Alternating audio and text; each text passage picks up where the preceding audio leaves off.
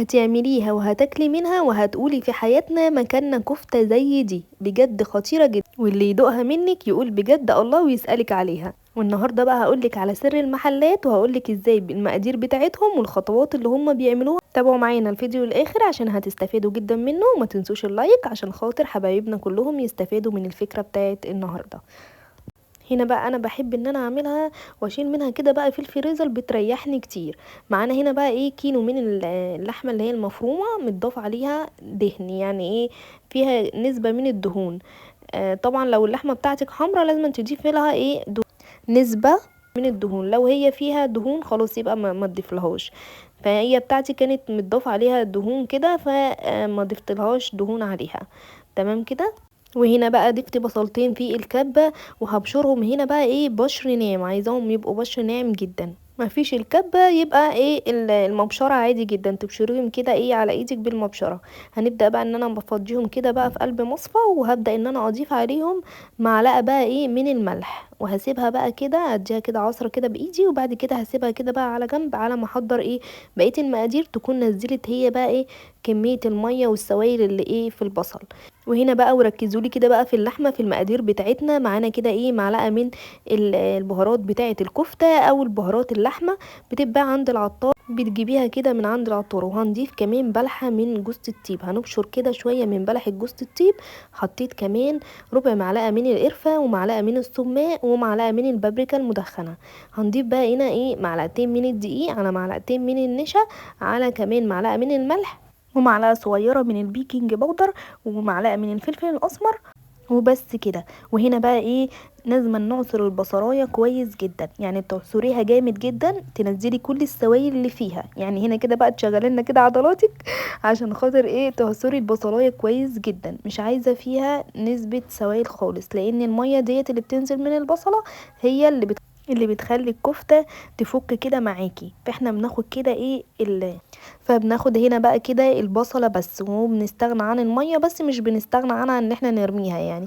هنستعملها دلوقتي وهقول لكم هنستعملها في ايه. هنحط بقى هنا ايه بقدونس، يعني تجيبي كده حزمة البقدونس تاخدي منها كده نصها، وتبدأي ان انتي تضيفيها كده بقى ايه على الكفتة. وهنا البقدونس انا ما باخدش العيدان، انا باخد الورق بس بتاع البقدونس. تمام كده. ببدأ بقى ان انا ادعكها كويس جدا كده بايديا لغاية ما تتجانس كده في قلب بعضها، والتوابل والبهارات وكل حاجة كده بقى ايه تخش فيها وتشرب بقى كده من البهارات اللي احنا حاطينها فيها. تمام كده. وبعد كده ببدأ ان انا بقى ايه باخدها بقى كده بعد ما اقلبها كده كويس جدا، بجيب بقى كده الكبة، وببدأ ان انا بقى ايه اديها لفة كده بقى في الكبة، عشان ايه تعمل كده ايه الخيوط اللي هي بتبقى في الكفتة، عشان تديك كده نتيجة حلوة جدا. في الحالة دي ببدأ بقى ان انا احطها كده في الكبة، بس بحطها على مرتين عشان الكمية كبيرة، فالكبة ما تبص منكم، فبتقسمي كده ايه الكفتة على مرتين. طبعا لو ما فيش كبة هتستعملي ايديكي، وتبدأي ان انتي ايه تدعكيها كويس جدا لغاية ايه ما تديكي النتيجة اللي انتوا شايفينها دي. يعني الخيوط كده تشدي كده اللحمة تلاقي الخيوط كده طالعة منها كده، انتي خدمتيها كويس جدا. بعد كده خلاص بقى ايه كل الكمية بنفس الشكل ده. هنحط برضو ايه الجزء التاني من اللحمة، هنديها برضو لفة كده. بس كده سهلة وبسيطة جدا، مش هتاخد وقت منك ولا مجهود، في ثواني كده هتكوني مخلصاها. بصوا في ناس بتضيف على الكفتة فول صويا او برغل. انا ما بحبش بصراحة الفول الصويا، يعني بيعمل امراض وحشة، فانا ما بحبوش. اللي انا ممكن ان انا يعني اضيفه على الكفتة ممكن مثلا البرغل، بس البرغل عشان برضو تستعمليه لازم ان انت تجيبي برغل يكون نضيف، بلاش البرغل اللي هو السايب، ما بيبقاش حلو وممكن يقرقش معاكي ويبوظ لك الكفتة. فتستعملي البرغل اللي هو الاكياس المغلفة اللي هو بيبقى الضحى، يعني ممكن مثلا على الكمية دي تحطي كوباية من البرغل وتكوني نقعاهم قبليها، وتبداي ان انتي بتضيفيهم على البرغل، وبرده لازم تضربيهم في الكبه. فطبعا البرغل اللي تستعمليه اللي هو الحلو، مثلا اللي هو البرغل اللي هو بتاع الضحى ده بيبقى نضيف جدا وبيبقى حلو. هنا بقى انا بحب ان انا كده اشيل كده جزء منها واحطها كده بقى ايه في الفريزر، لما اجي اعمل تاني مثلا كفته اروح مطلعه كيس كده تبقى جاهزه عندي على طول، واروح عاملاها على طول في ثواني، بتبقى سهله جدا وبتريحني كتير. حطي كده الكيس وتفردي كده اللحمه فيه عشان خاطر ما ياخدش معاكي في مكان في الفريزر.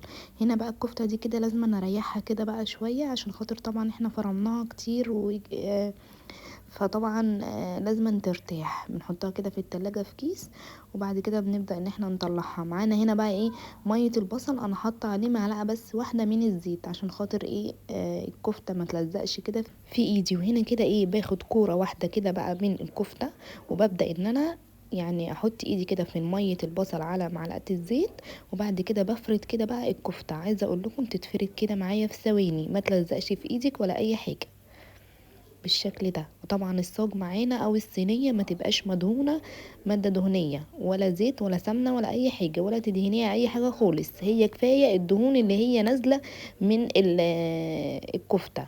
طبعا الكفته هتنزل معانا دهون، تمام كده. يبقى ما ندهنش الصاج او الصينيه. هنا بقى معانا طبعا انا بفرد هنا على سيخ، ممكن تفردي على معلقه، على اي حاجه عندك، على عصيان اللي هي شيش طاووق، اي حاجه انت حابه تفردي عليها افردي عليها، يعني ما توقفيش نفسك على حاجه.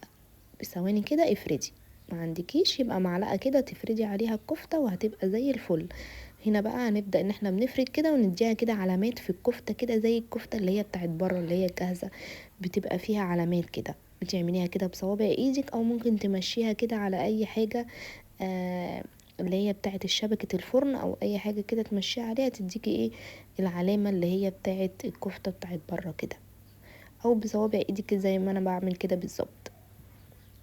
تبقى سهلة جدا وبسيطة. بلاقي ايديا تلزق كده من الكفتة بروح حطها كده ايه في المية بتاعة البصل، وبتبقى تحفة جدا. عايزة اقول لكم مية البصل بتخلي الكفتة مسكرة وتحفة جدا. طبعا هنا بنبقى مشغلين كده الفرن بقى قبلها كده بشوية عشان خاطر ايه لما نيجي ندخل الكفتة يبقى ايه، يبقى دافي، عشان الكفتة لازم تخش كده على الفرن يبقى سخن. حابه بقى ان انت تدخليها الفرن، حابه ان انت تسويها على شوايه، حابه ان انت مثلا على الفحم زي ما تحبي. يعني دي التسويه دي حاجه طبعا ترجع لك انت، وزي ما بتحبي ان انت تسوي في الفرن او على الشوايه اللي انت حباه.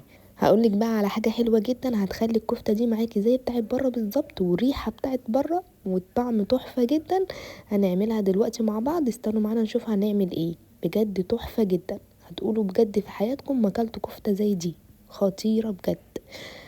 هنا بقى خلصنا كده كل الكميه، هنبدا بقى ان احنا هندخلها بقى الفرن. وتعالوا بقى نشوف السلطه اللي هي بتاعت المشاوي اللي هي بتتباع بره في المطاعم وبتبقى تحفه جدا.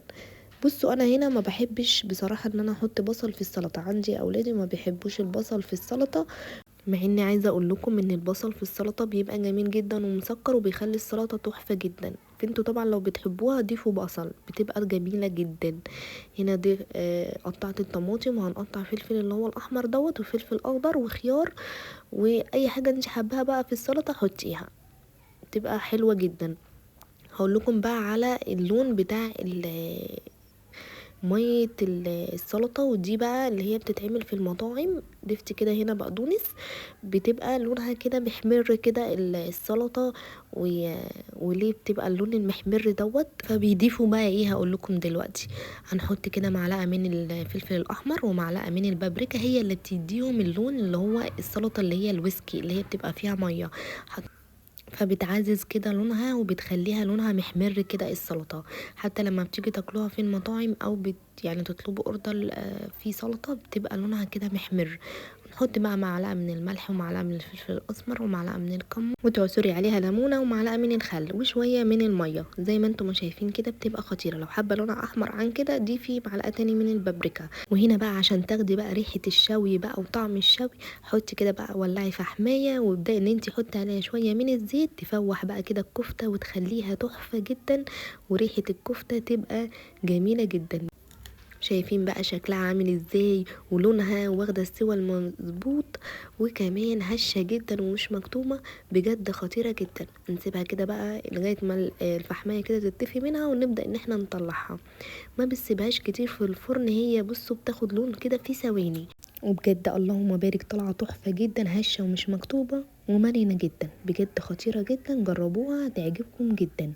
وهنا بقى كانوا عايزين هم يطلبوا اوردر من بره ويجيبوها من بره، رحت عملتها لهم كده زي ما انتم شايفين، وحطيت لها لهم في الاطباق ديت، وكانوا فاكرين ان انا جايباها من بره. بجد كانت خطيره وطعمها تحفه جدا، جربوها واثقه ومتاكده انها هتعجبكم جدا.